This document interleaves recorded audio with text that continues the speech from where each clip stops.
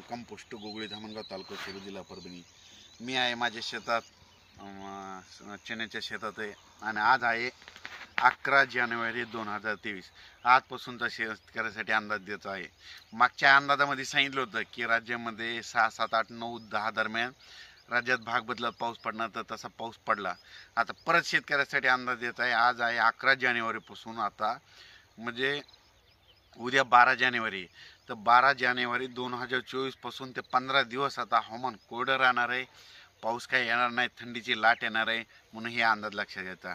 राज्यात एकंदरीत परिस्थिती बघितली तर राज्यामध्ये काय झालं, आता ह्या 8, 9, 10 तारखेला काही काही भागामध्ये पाऊस पडला आणि आता पाऊस पडल्याच्या नंतर सर्व शेतकऱ्याला सांगू इच्छितो का आता चण्याचं पीक आहे, कोणतं फुलावरलं जे पीक आहे, तर आता काय होतंय, पाऊस पडल्याच्या नंतर धुई येणार आहे। म्हणजे आता उद्याच्याला 12 जानेवारीला धुके धुरळ येणार आहे, म्हणून हा अंदाज लक्षात घ्यायचा। आणि तुम्हाला एक सांगू इच्छितो की उद्याच्याला धुके येणार आहे। आता पाऊस काय आता उद्यापासून येणार नाही, म्हणून हे अंदाज लक्षात घ्यायचा। परत एक सांगू इच्छितो की 15 दिवस आता हवामान कोरडं राहणार आहे, म्हणून हे देखील अंदाज लक्षात घ्यायचा। आणि ज्यांच्याकडं हरभऱ्याचं पीक आहे त्या शेतकऱ्यांनी काय करायचं, फुलावर असताना थोडा ट्रेस द्यायचा। ट्रेस दिल्याच्या नंतर काय होतं, घाटाची संख्या वाढते, फुलामध्ये जास्त पाणी द्यायला जमत नाही।